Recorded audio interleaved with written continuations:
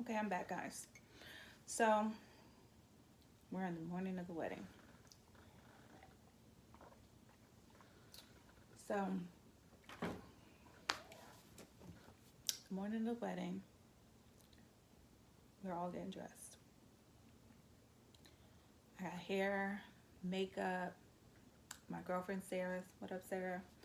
Was doing my makeup, and I had a girl doing my hair. And the bridesmaids were all scattering around, like we were eating, snacking on foods. They're like, it's a long day. Make sure y'all eat something. So it was just like a busy wedding day kind of thing. So we're almost ready. We're like an hour and 15 minutes out, and finishing touches are being made, and there's a knock on the door. So somebody lets them in because I'm in hair and makeup, and it's my hairdresser's mother, and she's at the door with a manila envelope. And I know her because she was helping me with the baby while I was there. So she comes in with a manila envelope, and she said, "Hey, Steven told me to give this to you." And let me tell you what, I don't have the manila envelope, and I know y'all gonna hate on me, but it's still in pristine conditions. But this is the stack of papers that I got that hour before the wedding, okay? That I was expected to read, and I couldn't read. But I said, "What is this?"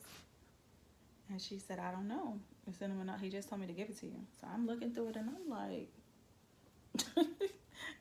what the fuck is this? So I immediately shut everything down in my room. I told the bridesmaids, like, y'all need to leave. Like, everybody leave, except for Sharita Thomas, who's like my best friend since I was a little girl, and Erica Lyles. She was Erica Jones at the time, but Erica Lyles. Those are my matrons of honors. And so everybody else left because I'm like, this is fucking crazy. So it's me, the girls, Erica and Sharita, the hairdresser, Sarah, my makeup artist, and her mother.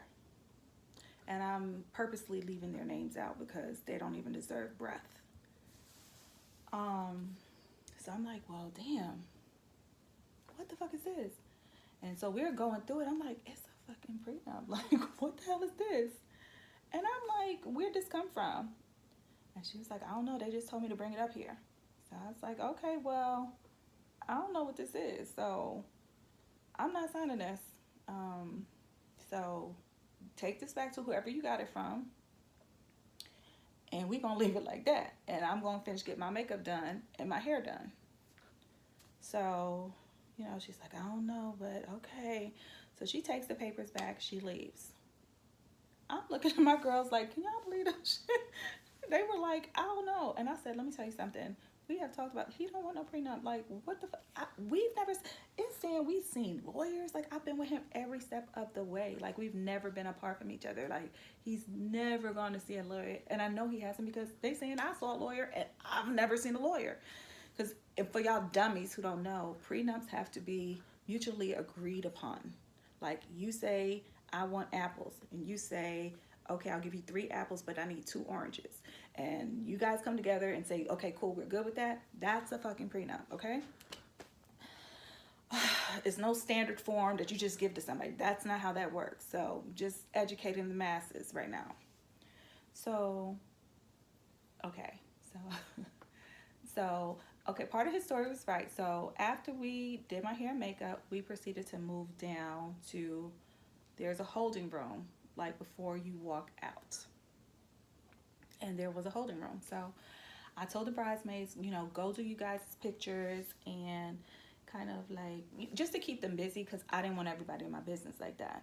So we go down that holding room. I'm thinking, I'm calling him. He's not answering. So I'm like, this is crazy. Like, I'm about to be like, boy, I guess what the hell just happened? Like, I'm not even thinking it's from him. So we get to our holding room.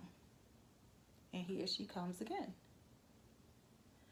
And she said, they told me to bring him back. I'm like, they? She was like, yeah. Now, meanwhile, my makeup is done, the music is playing, the guests are seated.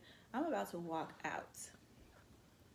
So I said, where did this even come from? Because as far as I knew, he didn't want a prenup. Like, that's nothing we ever talked about. And she was like, I talked to him, and he told me that he wanted you to sign it. And so for me, I just felt like I don't know what to trust, you know. He had never wanted a prenup before this hour. Now, I'm not even going to say this day. He didn't want a prenup even before this hour. We had never visited attorneys.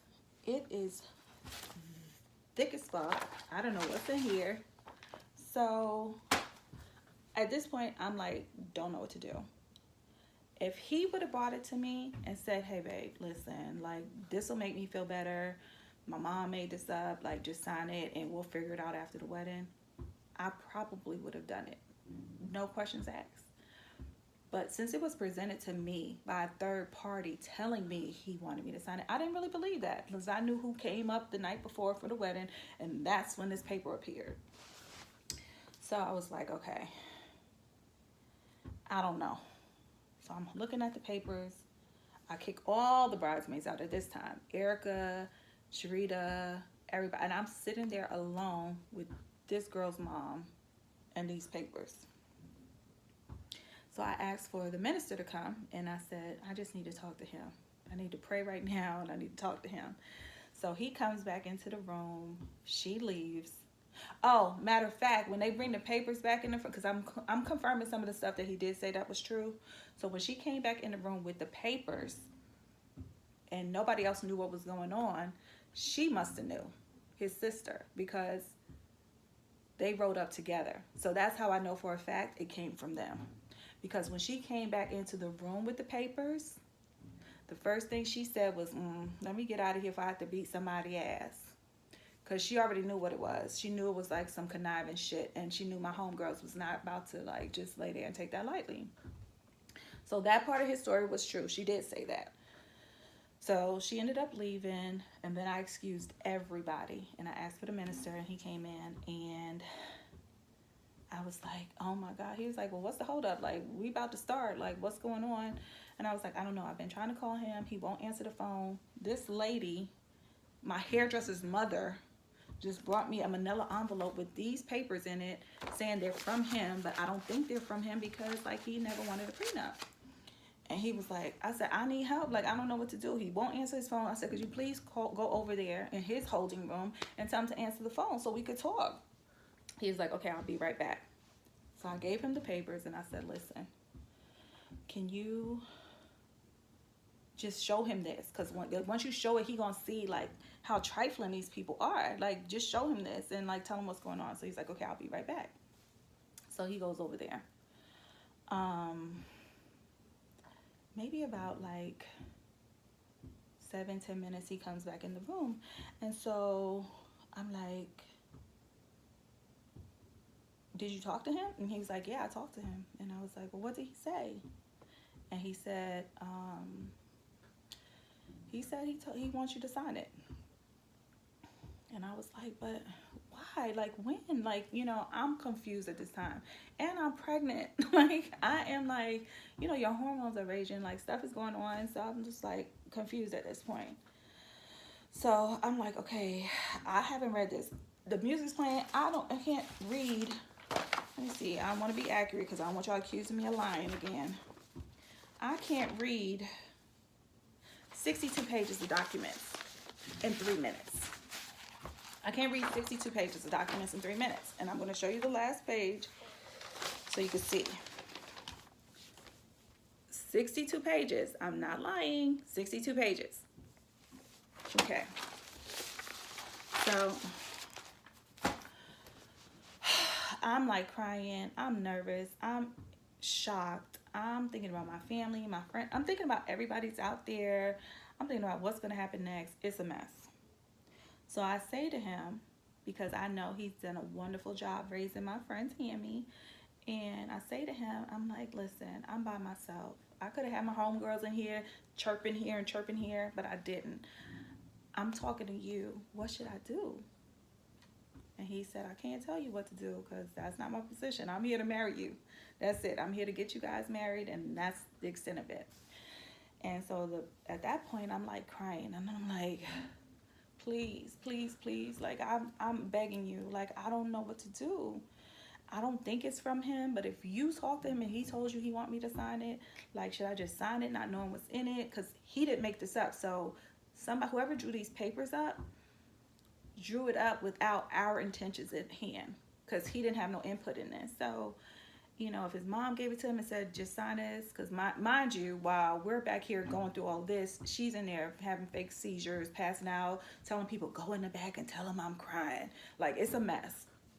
So fine. I'm like, well, I don't know where these came from. I don't know what's in here. You know, she could be asking me for a kidney. I don't know. Like, I'm just pissed off. So I said, please, I'm begging you. I'm not telling you to tell me what to do, but if I was your daughter, what would you tell me to do?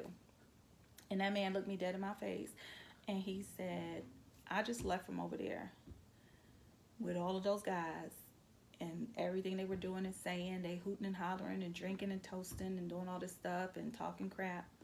He said, I'm going to tell you, sweetheart, I'm not going to tell you what to do, but I will tell you this. If you were my daughter, you would not even be here. You wouldn't be here. From what I've seen over there, you're better than that. You wouldn't even be here. That's not the answer I wanted. Be honest with y'all again. That's not the answer I wanted. So I was like, Lord. So now I'm really like at my wit's end. So I'm like, what am I going to do? I want to marry this man. Like, I wanted to get married. And so I said, okay, listen, this is what I'm going to do. I don't know what's in here. I don't know what's in here. So what I'm going to do is I'm going to take a little pen, and I'm going to write out a couple of things just in case it's not in here. It could be very well be in here. I don't know. I don't have time to read it, but I'm going to write in a few things that if it's not in here, it could be in here. You know, it could be negotiated later, which is what I posted to people and told you, you know, I needed some money because I haven't been working at this time for 5 years.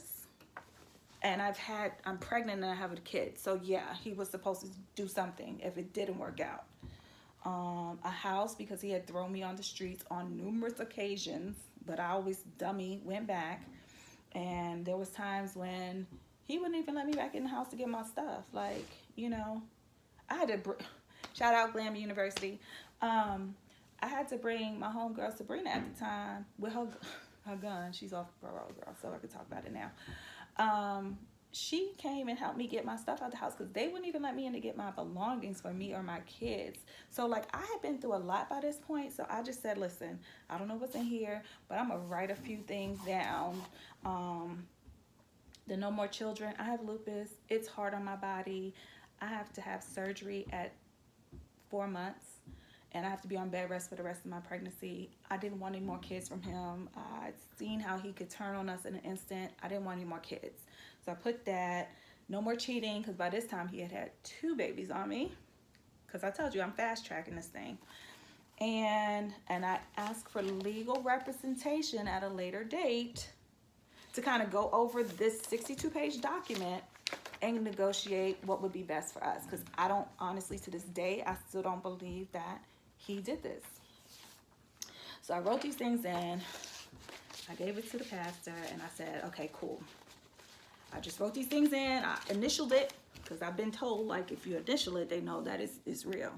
So I initial it, and I send it back over to the pastor, and he takes it back over to them, and maybe about 20 minutes later, he came back, and he was like, he decided to call off the wedding. And I was like, what you mean? Like, I signed it. And he said, well, one of his friends is telling him, like, since you wrote on it, it invalidates it. And I'm like, no, because I initially, I don't know. Like, I've never been in this position before, so I didn't know. So I was just like, no. Anyway, but he was just like, no, he decided to call it off. And I collapsed. And all my bridesmaids came rushing into the room. And they kind of held me and picked me up. And they took me upstairs. And from a third party, what I heard happen at that point in my wedding room was the same people that were on the floor crying and telling them, oh, let them know I'm crying, and having fake seizures and falling out, miraculously healed at that moment. And they jumped up and down and started screaming, hallelujah, we did it. Hallelujah, we did it. You can't make, Tyler Perry called me. Like, you really can't make this shit up. Started screaming, hallelujah, we did it. And started dancing around in a circle like witches around a cauldron. Like, celebrating the misery of two people that were about to get married in a few minutes. I wasn't there to witness it, thank God, because I just didn't want to see any of that. So I'm up in my room, and I'm like devastated. I'm like, this is not true. Like, I gotta talk to this man. Like, none of this can be happening right now. And my mom comes up, and she knocks on my door. And my mom is crying, and I'm like, Mom, it's okay. I'm all right. Even though I wasn't, but you don't want to see your mother cry. So I was like, it's all right. And she was like, no, fuck that. Because my mom don't cry. Like, if y'all know me, the people that do know me, y'all know Georgia. Georgia is like, she don't give a fuck about nothing. And she was crying. And I was like, what happened? And she was like, I was down there, and they called off the wedding. And they started jumping up and down and celebrating and praising God. That's not of God. That's not of God. And she said, and then his friend, Stephon Marbury, walked by and talking about, fuck she means she don't want to sign no prenup. That bitch ain't got no jump shot. I was like, what? And then she said, I had to leave because then he went and get on the DJ booth and started playing Gold Digger by Kanye. And she said, at that point, I just couldn't take it. I had to leave. And at that point, I kind of like blacked out. Like, I don't even remember what happened after that. I do remember I grabbed a knife in my wedding dress and was heading to the elevator to go downstairs. And my bridesmaids, they dope as fuck. They were like grabbing my wedding dress, like, no, don't go. It's okay. Don't do it. And I was like, okay. I remember just like panting at the elevator bank, back and forth, like pacing back and forth, waiting for this fucking elevator so I can go kill everybody. And the elevator finally came and opened, and inside the elevator was the babysitter and my daughter, Taylor, in her little flower girl dress. She looked so cute. And from then, it kind of like brought me back, you know? And so when people say they snap, you can snap. I'm telling you, you can snap. But my daughter brought me back to reality, and just seeing her in her little dress, and even though I was like in denial in my head what was going on, like that's when everything first became real to me. And I was like, yo. And I remember actually collapsing, like literally fainting, like blowing with the wind, fainting like in the elevator bank, like, and my bridesmaids scooped me up. And I guess they must have carried me back in my room, because I woke up in my room. And I was just like devastated. So I kept trying to call him. To this time, I had still not talking to him. So when I called him, I finally reached him, and he told me what room he was in, and I went over there. And part of his story that he told you, like when I got to his room, he was upset. He was throwing up, and I was like, are you okay? I don't know if it was like from partying the night before from the bachelor party sick, or just all the emotions that he was sick, because I'm pregnant, I'm nauseous and sick too. So I'm like, okay, what's going on? Like, what happened? And he was just like, I just couldn't do it. Like, my mom wasn't comfortable. I couldn't do it if she's not comfortable. And you should have just signed it. And I said, I didn't know it came from you. Like, I'm not saying her name. The lady brought it to me. If you would have gave it to me, I would have signed it. Like, I didn't know it came from you. Like, you can't blame me for that. And he was like, I know. He's like, it's just too late. It's too late. And I kept saying, but Stephen, I signed it. Like, I signed it. Look, I signed it. And he was like, yeah, but it was too late. Like, you wrote on it. And so, you know, and I was just like, you know, at that point, I just felt defeated. I felt betrayed. I felt sad. It was just a lot that time. So I just felt exhausted. And he had turned back into that man that, you know, could flip on me and, like, you know, this man could love you so hard today, invite you in, feed you, give you everything you need. And by the time you wake up in the morning, he telling people you done snuck in through the air vents or some shit. It's just like, I don't know how he can flip so easily and how he can convince himself of the things that he says to kind of justify what he does. But it's really, really, it's mind-boggling, and it's confusing, and it's abusive, and it's emotionally, like, it makes you think you're crazy. Like, well, maybe he didn't want to marry me. Maybe we did. Like, it's just like he puts you in these, like, places where it's just like, he's the victim, you're the bad guy, and it is what it is. So I went back to my room, and I remember my bridesmaids was all there, and they kind of, somebody had a sedative because I just couldn't even breathe, and they gave me a sedative, and I remember dozing in and out of sleep, but I really felt like it wasn't real. Like, I kept thinking, like, nah, this isn't, like, even in my dreams, I felt him next to me, so I was like, oh, we're on our honeymoon. Like, but I really felt him next to me, but it wasn't true. Like, he wasn't there.